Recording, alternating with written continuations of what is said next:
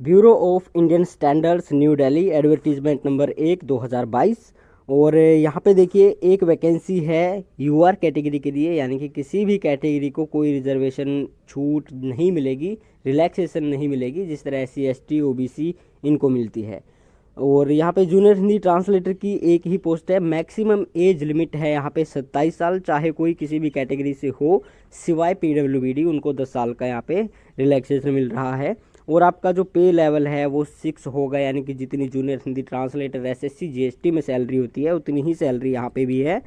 और अब चलते हैं भाई क्वालिफिकेशन के बारे में। तो आपके पास MA अगर हिंदी से है तो इंग्लिश आपका सब्जेक्ट ग्रेजुएशन में होना चाहिए, चाहे वो इलेक्टिव हो, कंपलसरी हो, 1 साल पढ़ा है, 2 साल पढ़ा है, 3 साल पढ़ा है, कोई दिक्कत नहीं है। और आगे कहता है कि अगर MA इंग्लिश में है तो हिंदी सब्जेक्ट आपका ग्रेजुएशन में होना चाहिए। अगर किसी और सब्जेक्ट में मास्टर डिग्री है, PG डिग्री है, तो आपके पास क्या होना चाहिए, तो आपके पास इंग्लिश और हिंदी दोनों सब्जेक्ट आपकी ग्रेजुएशन में होने चाहिए। इन्होंने ये कुछ नहीं लिखा है कि कंपलसरी हो, इलेक्टिव हो, तो दोनों चलेंगे। और कहता है कि अगर इस तरह से नहीं है तो भाई आपके पास MA, यानी कि MA तो आपकी किसी और सब्जेक्ट में होगी इंग्लिश हिंदी के अलावा, तो आपका क्या होना चाहिए ग्रेजुएशन में, एक आपका मीडियम ऑफ एग्जामिनेशन हो, तो दूसरा आपका सब्जेक्ट होना चाहिए, चाहे इलेक्टिव हो, कंपलसरी हो, इंग्लिश और हिंदी में से। आगे कहता है फिर डिप्लोमा या फिर certificate course in translation from Hindi to English and English to Hindi होना चाहिए। अगर आपके पास डिप्लोमा या सर्टिफिकेट ट्रांसलेशन में नहीं है तो आपके पास 2 साल का ट्रांसलेशन में एक्सपीरियंस होना ज़रूरी है। आगे कहता है फिर कुछ इंस्ट्रक्शंस हैं। तो भाई आपकी जो यूनिवर्सिटी है, पहली बात तो ये है कि वो UGC से मान्यता प्राप्त हो। और नंबर 2 पे कहता है कि in the case of dual degree qualification specialization candidates have to necessarily produce proof during the process of recruitment that their major specialization confirm the requisite eligibility prescribe for the post. अगर dual degree का case है तो भाई आपको कुछ proof वगैरह इनको दिखाना पड़ेगा। आगे फिर कहता है कि भाई जो SC ST OBC कैंडिडेट है उनको यहाँ पे रिजर्वेशन नहीं मिलेगी और एज रिलैक्सेशन केवल डिपार्टमेंटल कैंडिडेट्स को मिलेगी, यानी कि जो यहाँ पे काम करते हैं, कहाँ पे, ब्यूरो ऑफ इंडियन स्टैंडर्ड्स के जो एम्प्लॉयज़ हैं उनको उनकी एज लिमिट 50 साल हो सकती है, बाकियों की 27 साल ही होगी। और बात करते हैं तो क्रूशल डेट आपकी एज लिमिट, क्वालिफिकेशन, एक्सपीरियंस, यानी कि इनकी जो डेट होगी तो उस डेट से काउंट किए जाएंगे, वो आपकी लास्ट डेट होगी। लास्ट डेट क्या है वो भी आपको बाद में पता चलेगी, तो आगे देखते रहिए वीडियो। आगे कहता है कि फिर भाई जो PWBD कैंडिडेट है, पर्सन्स विद डिसेबिलिटी हैं, तो उनको यहाँ पे 10 साल की छूट मिलेगी, यानी PWD कैंडिडेट के लिए ये एज लिमिट जो है वो 37 साल होने वाली है। और आगे चलते हैं तो एप्लीकेशन फ़ीस है 500 रुपये की एप्लीकेशन फ़ीस है, जो जनरल AWS और OBC मेल कैंडिडेट के लिए है। और बाकी भाई आपको किस तरह से पे करनी है, तो ये आपको डिमांड ड्राफ्ट के थ्रू पे करनी है, जो आपको क्या लिखवाना है वहाँ बैंक में जाके, bureau of Indian standards payable at new Delhi और favour of bureau of Indian standards होना चाहिए। 2 बातें यहाँ ये जो आपका डिमांड ड्राफ्ट होता है उसमें लिखी जाती है। और डिमांड ड्राफ्ट देखिए आपका 3 महीने का वैलिड होना चाहिए, यानी कि आप आज बनवाते हैं तो भाई आपका अगले 3 महीने यानी कि अप्रैल तक वैलिड होना ज़रूरी है। आगे फिर कहता है कि भाई फीस किसको नहीं देनी है, किसकी फ़ीस माफ़ की गई है, महिला है, किसी भी कैटेगरी से है, BIS का कोई भी डिपार्टमेंटल कैंडिडेट है उनके लिए, और SC ST PWD कैंडिडेट के लिए कोई फ़ीस नहीं होगी।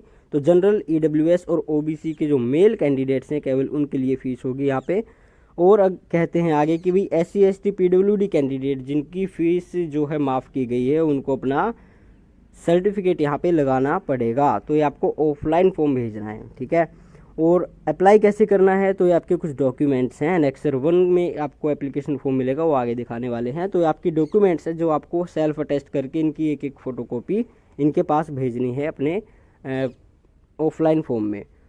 और कहाँ पे भेजना है आपको, ये भेजना है भाई the director establishment bureau of Indian standards, मनक भवन 9 बहादुर शाह जफर मार्ग, न्यू दिल्ली 110002, ये इनका क्या है, पिन कोड है। और एनविलोप पे आपका क्या लिखा होना चाहिए, application for the post of junior translator Hindi. Closing date क्या है, 11 मार्च 2022 है। तो भाई आपकी जो क्वालिफिकेशन है, एलिजिबिलिटी है, एज लिमिट है, सब कुछ यहाँ पे क्या है 11 मार्च तक कंप्लीट होनी चाहिए, 11 मार्च से पहले कंप्लीट होनी चाहिए। और आपकी एज जो है 11 मार्च 2022 से पहले 27 साल से अधिक नहीं होनी चाहिए। यही जो आपकी क्लोजिंग डेट है ये 18 मार्च है किन लोगों के लिए, जो असम, मेघालय, अरुणाचल प्रदेश, मिजोरम, मणिपुर, नागालैंड, त्रिपुरा, सिक्किम, लद्दाख, UT और इस तरह के और भी कई सारे जो यूनियन टेरिटरी हैं या फिर आपकी स्टेट्स हैं उनके लिए 18 मार्च 2022 आपकी जो लास्ट डेट होने वाली है। सिलेक्शन प्रोसेस क्या होगा, तो रिटन एग्जामिनेशन होगा, उसके बाद में प्रैक्टिकल स्किल टेस्ट होगा ट्रांसलेटर का, यानी कि ट्रांसलेशन आएगा, और test shall be qualifying in nature, तो टेस्ट में ही जो कुछ होगा आपका वहीं पे होगा।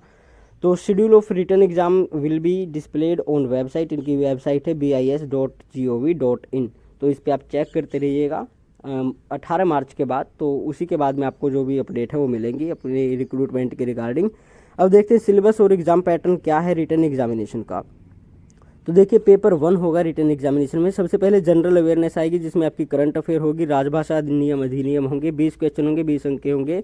उसके बाद इंग्लिश लैंग्वेज आएगी, इसमें आपकी ग्रामर वगैरह होगी। लिटरेचर तो यहाँ पे नहीं लिखा है तो लिटरेचर नहीं होगा, और ये 25 क्वेश्चन होंगे, 25 अंक के होंगे। हिंदी में भी सेम है, 25-25 है।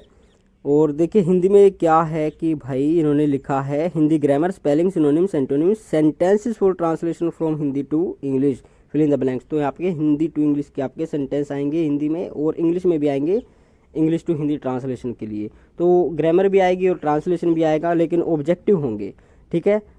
फिर आपका रिटन एग्जाम में ही पेपर 2 होगा ट्रांसलेशन टेस्ट। यहाँ पे 2 क्वेश्चन होंगे और 80 अंक के होंगे, यानी कि 40-40 के होंगे आपके, ठीक है।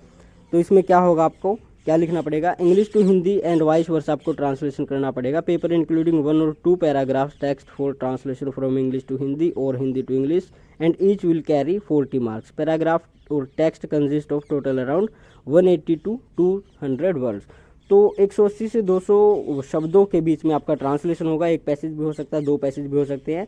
एक होगा आपका इंग्लिश टू हिंदी ट्रांसलेशन करना है, दूसरा होगा हिंदी टू इंग्लिश ट्रांसलेशन करना है।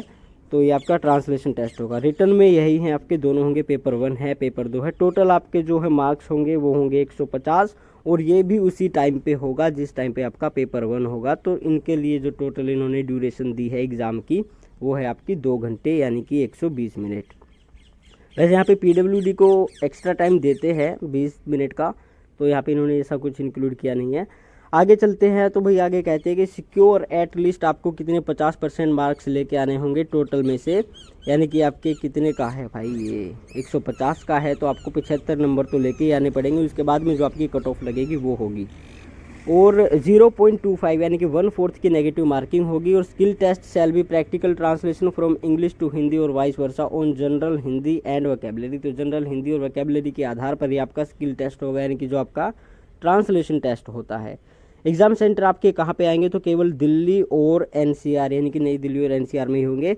और address for the of the examination venue will be intimated through admit card to be sent by email और एसएमएस। तो एडमिट कार्ड जो आपका है ईमेल या एसएमएस के द्वारा आपके पास आएगा, और उसी में आपका एड्रेस होगा कि दिल्ली में कहाँ पे आपका या फिर एनसीआर में कहाँ पे आपका एग्ज़ाम होने वाला है।